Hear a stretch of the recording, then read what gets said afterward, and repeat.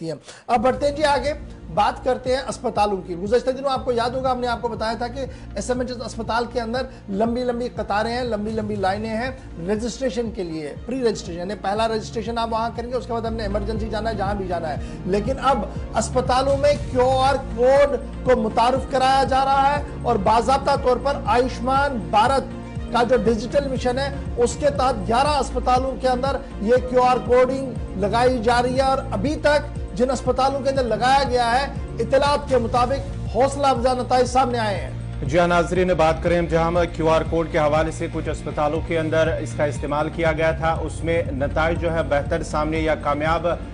होने के बावजूद अब एक स्कीम के तहत आयुष्मान भारत डिजिटल मिशन के तहत मजीद अस्पतालों में क्यूआर कोड जो ओपीडी रजिस्ट्रेशन है उसका अमल लाया जा रहा है। 11 अस्पतालों के अंदर इसका इस्तेमाल अब होगा और 6 जो अस्पताल है उनमें ऑलरेडी ये फैसिलिटीज है। अब नए कुछ अस्पताल है जम्मू कश्मीर के अंदर जिनमें क्यूआर कोड सिस्टम अमल में लाया जाएगा, उससे आपको ओपीडी के अंदर रजिस्ट्रेशन करने में काफी आसानी होगी। जिन 6 अस्पतालों के अंदर उनमें government medical college Jammu, SMGS अस्पताल जम्मू, गवर्नमेंट हॉस्पिटल गांधीनगर जम्मू और एसएमएचएस अस्पताल श्रीनगर के अंदर, एलडी अस्पताल श्रीनगर, जेएलएनएम श्रीनगर और उसके साथ साथ चिल्ड्रन अस्पताल बेमिना श्रीनगर, डिस्ट्रिक्ट अस्पताल Pulwama, district hospital Samba, district अस्पताल गांदरबल और इसके साथ साथ ही डिस्ट्रिक्ट अस्पताल उधमपुर और सिक्किम सोरा, उनमें भी अब ये जो सहूलियात हैं क्यूआर कोड सिस्टम ये अमल शुरू किया जाएगा। क्योंकि इब्तिदाई तौर पर जिन अस्पतालों के अंदर ये क्यूआर कोड इस्तेमाल में लाया गया था उसमें बेहतर नताइज सामने आए हैं, उसके बाद ही अब माना जाता है कि अब दूसरे अस्पतालों के अंदर भी ये क्यूआर कोड सिस्टम अमल में लाया जाएगा। अब जरूरत इस बात की है कि लोगों को भी इस हवाले से अवेयर किया जाए ताकि जिनके पास स्मार्टफोन ना है नहीं होंगे वो किस तरह का इस्तेमाल कर सकते हैं या उन्हें इस हवाले से भी पहले जानकारी देनी होगी, तरबियत देनी होगी। जब वो अस्पताल आएंगे तो वो इसका इस्तेमाल कैसे कर सकते हैं, इस हवाले से भी कुछ प्रोग्राम्स चलाए जाएंगे। फिलहाल इब्तिदाई खबरों के मुताबिक जिन 6 अस्पतालों में पहले मरहले पर लगाया गया था, जिनमें government medical college Jammu, SMGS Jammu, government hospital Gandhinagar Jammu, Shri Maharaja Hari Singh hospital, SMHS अस्पताल श्रीनगर, एलडी अस्पताल श्रीनगर, जेएलएनएम श्रीनगर, ये वो अस्पताल थे जहां पर पायलट प्रोजेक्ट के तौर पर इसे शुरू किया गया था और काफ़ी हौसला अफजा नताइज जो है वो सामने आ रहे हैं और कुछ छोटी परेशानियों के बाद इनको रेक्टिफाई कर दिया गया और अब बड़े मेजर अस्पतालों के अंदर 11 अस्पतालों के अंदर क्यूआर कोडिंग को लगाया जा रहा है और माना जा रहा है कि इससे अस्पतालों की ओर आने वाले लोगों को राहत मिल सकती है। इस खबर पे तफसीलात के लिए सीधा चलते हैं सईद इरफान के पास। इरफान, क्या कुछ मजीद इसमें तफसीलात हैं? क्योंकि जिस तरह से पहले कुछ अस्पतालों के अंदर क्यूआर कोड सिस्टम लॉन्च किया गया था, अब माना जाता है कि आयुष्मान भारत डिजिटल मिशन के तहत ही मजीद कुछ अस्पतालों के अंदर ये क्यूआर कोड सिस्टम नस्ब किया जा रहा है ताकि जो आने वाले मरीज होंगे, लोग होंगे, उन्हें कहीं ना कहीं आसानी पैदा होगी।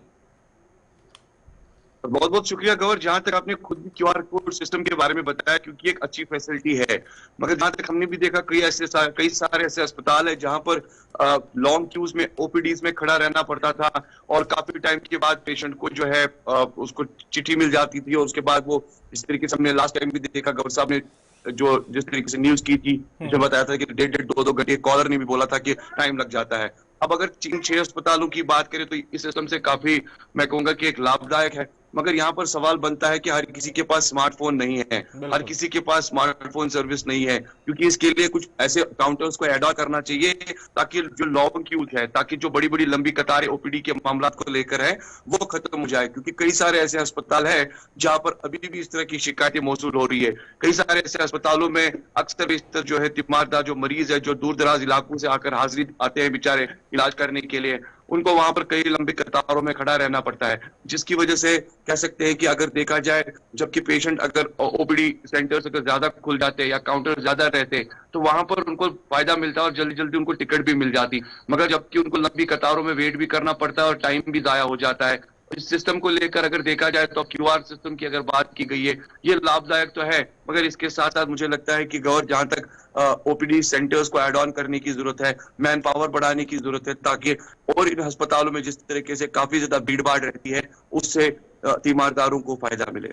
बहुत शुक्रिया जी हमारे साथ ज्वाइन करने के लिए। आयुष्मान भारत डिजिटल मिशन के तहत अब ये दूसरा फेज है जी जिसको शुरू किया गया है, और additional mission director Ayushman Bharat जो है उनकी तरफ से ये साफ कर दिया गया है कि दूसरे मिशन के तहत यानी दूसरे फेज के तहत तमाम अजला के अंदर, डिस्ट्रिक्ट्स के अंदर, डिस्ट्रिक्ट अस्पतालों के अंदर, पीएचसीज के अंदर QR code based OPD registration services शुरू कराई जा रही है। और एबीडीएम ने बाकायदा तौर पर chief medical officers, medical superintendents, associate अस्पताल, डिस्ट्रिक्ट अस्पताल को ये एक साफ कर दिया कि आपने ये सारी स्कीमें जो है वो मुतारुफ करानी होंगी स्कैन और शेयर फैसिलिटी के हवाले से, जहां पर पब्लिक हेल्थ इंस्टीट्यूशंस हमारे काम कर रहे हैं। और मुख्तलिफ मकामात पर यह भी साफ कर दिया गया कि जितने भी हेल्थ इंस्टीट्यूशंस हैं वहां पर अनइंटरप्टेड बिजली भी है, अनइंटरप्टेड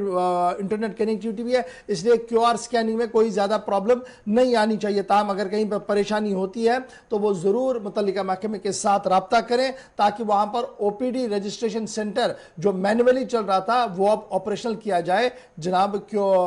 स्कैन करके। तो ये बात तो सरकार की है, लेकिन ग्राउंड रियलिटी क्या है जी? ग्राउंड रियलिटी एसएमएच अस्पताल, ground reality medical Sikkim Sohra, ये दो। और फिर आगे बढ़ेंगे तो ग्राउंड रियलिटी आपको नजर आएगी ललदेद अस्पताल, जच्चा बच्चा अस्पताल श्रीनगर का। मैं 3 अस्पतालों का नाम लेकर कह रहा हूं, यहां पर आप देखिएगा क्यूआर स्कैनिंग इस्तेमाल होती है। एसएमएच अस्पताल के अंदर 2 विंडोज खोली गई है, लेकिन उसके बावजूद भी आपको 40 से 45 मिनट का लाइन में रुकना पड़ेगा क्योंकि क्यूआर स्कैन सही तरीके से काम नहीं करता, या बहुत सारे लोगों को क्यूआर स्कैनिंग के बारे में कुछ पता ही नहीं है कि कैसे करना है, जो बुजुर्ग लोग वहां पर है। ललदेद अस्पताल, जच्चा बच्चा अस्पताल, नौजवानों की आमद वहां बहुत ज्यादा रहती है, कुछ लोग इस्तेमाल भी करते हैं, लेकिन उसके बावजूद भी टेक्निकल एरर्स और फ्लॉज इतना है कि हर दूसरे दिन तीसरे दिन वहां टेक्निकल एरर की वजह से गलतियां भी होती रहती है। और फिर इसी तरीके से मसला वही है कि बड़े पैमाने पर जब तक कैंपेनिंग इसमें ना हो और बड़े पैमाने में जब तक इसको ना बताया जाए तब तक शायद ये पूरी तरह से इंप्लीमेंट हो।